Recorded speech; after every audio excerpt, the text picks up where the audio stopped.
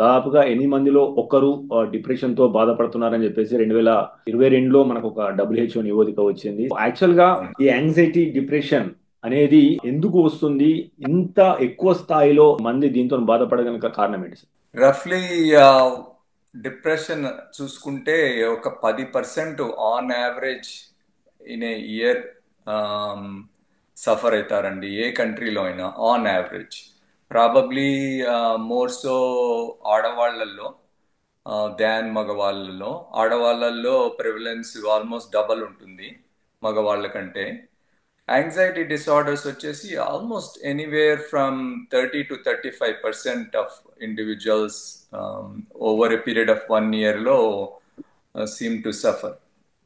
నా ఇవి ఎందుకు అవుతున్నాయి, ఎందుకు వస్తున్నాయి అని చూస్తే దాంట్లో దెర్ ఆర్ మెనీ రీజన్స్ అండి. One of the most important reason is probably day to day stress that has been ongoing, క్రానిక్గా పోతున్న stress.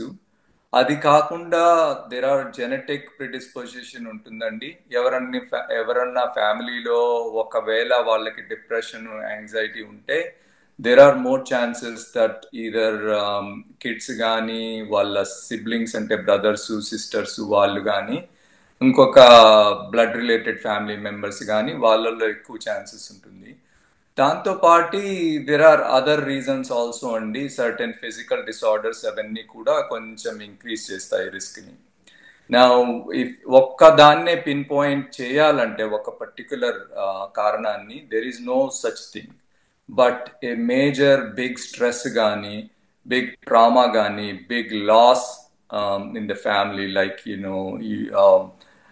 Death of a wife or a husband, death of a children, any child, those kind of big stressors, all those can increase risk and depression gaani, anxiety gaani.